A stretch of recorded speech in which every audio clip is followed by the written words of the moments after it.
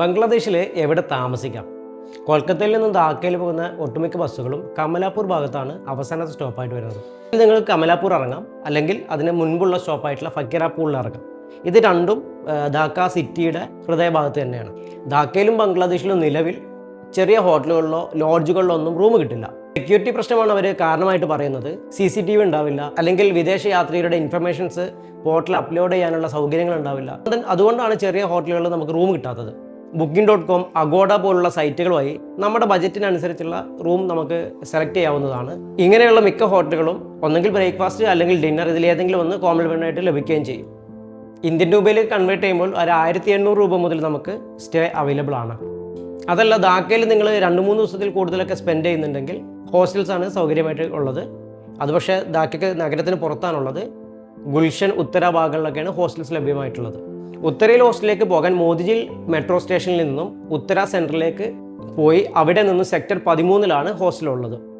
മോദിജിൽ metro station എന്ന് പറയുന്നത് Dhaka city സെൻറ്ററിൻ്റെ ഉള്ളിൽ തന്നെയാണ്. ഞാൻ ഈ പറഞ്ഞ കമലാപൂരിനൊക്കെ അടുത്തായിട്ട് തന്നെയാണ് ഈ സ്റ്റേഷൻ ഉള്ളത്. ചെറിയ ഹോട്ടലുകളിൽ റൂം ലഭിക്കുമോ എന്നുള്ളത് നിങ്ങൾ ഒന്നും കൂടി കൺഫേം ചെയ്തേക്കണം. എന്തുതന്നെയാണെങ്കിലും അത് രാത്രിക്ക് മുമ്പായിട്ട് സ്റ്റേ കണ്ടെത്തുക. ബംഗ്ലാദേശ് യാത്രയിൽ ഭാഷയാണ് ഒരു തടസ്സമായിട്ട് മാറാൻ സാധ്യതയുള്ളത്. സാധാരണക്കാരെ സംബന്ധിച്ച് ബംഗ്ലാദേശിൽ ബംഗ്ല അല്ലാതെ മറ്റൊരു ഭാഷയും ഇവർക്ക് അറിയാൻ സാധ്യതയില്ല.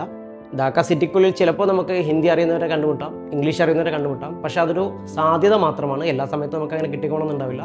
ഞാൻ പലപ്പോഴും ഗൂഗിൾ ട്രാൻസ്ലേറ്ററാണ് കമ്മ്യൂണിക്കേഷൻ ഉപയോഗിച്ചിരുന്നത്. അത് നല്ലൊരു ഓപ്ഷനായിട്ട് എനിക്ക് തോന്നിയിട്ടുണ്ട്. ധാക്കയിൽ നിങ്ങളുടെ അഭിരുചിക്കനുസരിച്ചുള്ള ഡെസ്റ്റിനേഷൻസ് നിങ്ങൾ കണ്ടെത്താം. 2-3 ദിവസം നിങ്ങൾ ധാക്കയിൽ സ്പെൻഡ് ചെയ്യുന്നുണ്ടെങ്കിൽ ഓൾഡ് ധാക്ക, സദർഗഡ് പോർട്ട്, അതിനോട് ചേർന്ന അഹ്സാൻ മഞ്ചിൽ, ലാൽബാഗ് കോട്ട, ധാക്ക യൂണിവേഴ്സിറ്റി, ദ്വാരകേശ്വര ക്ഷേത്രം, ഇങ്ങനെയൊക്കെ നമുക്ക് നമ്മുടെ ലിസ്റ്റിലേക്ക് ഉൾപ്പെടുത്താം. ഹാജി ബിരിയാണി, കച്ച് ബിരിയാണി പോലുള്ള ഭക്ഷണങ്ങൾ ടേസ്റ്റ് ചെയ്യാം.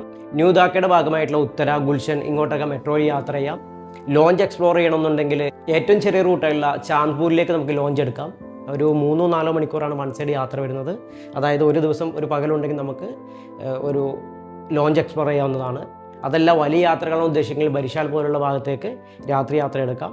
ധാക്കയ്ക്ക് പുറത്തുള്ള പാനം നഗരത്തിലേക്ക് പോകാം. ഏകദേശം ധാക്കയിൽ നിന്ന് ഒരു 30-35 കിലോമീറ്റർ ദൂരത്താണ് ഈ പഴയ ക്യാപിറ്റലുള്ളത്. ഗുലിസ്ഥാൻ ഭാഗത്തു നിന്നും നാരായൺഗഞ്ചിലേക്കുള്ള ബസ്സിൽ കയറിയാൽ മൊഗപ്പാറ ക്രോസിങ്ങിൽ ഇറങ്ങിയാൽ നിങ്ങൾക്ക് ഈ പഴയ സിറ്റിയിലേക്ക് എത്താം. ധാക്കയ്ക്കുള്ളിൽ നിങ്ങൾക്ക് യാത്ര ചെയ്യാൻ റിക്ഷയോ ഓട്ടോറിക്ഷയോ ഉപയോഗിക്കാം. അതല്ലെങ്കിൽ പട്ടാവോ, ഊബർ പോലുള്ള മോട്ടോ ടാക്സികൾ ഉപയോഗിക്കാം. മോട്ടോ ടാക്സികളൊക്കെ ഉപയോഗിക്കുമ്പോൾ പക്ഷേ നമുക്ക് തുകയിലൊരു കൃത്യത ഉണ്ടാവില്ല. അത് നിങ്ങൾ ചോദിച്ച് മനസ്സിലാക്കിയിട്ട് ചെയ്യാവുന്നതാണ്.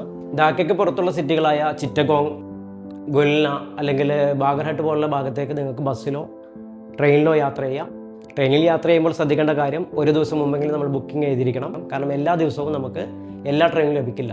ആഴ്ചയിൽ 1-2 ദിവസങ്ങൾ ട്രെയിൻ ലീവായിരിക്കും. ഞാൻ ഉപയോഗിക്കുന്ന വേർഡ് ലീവ് എന്ന് തന്നെയാണ്.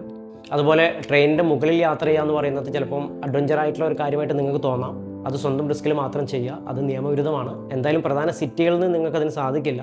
പക്ഷേ ഗ്രാമപ്രദേശത്തിലേക്ക് എത്തുമ്പോൾ ആളുകൾ ട്രെയിനിൻ്റെ മുകളിൽ യാത്ര ചെയ്യുന്നത് കാണാൻ പറ്റാറുണ്ട്.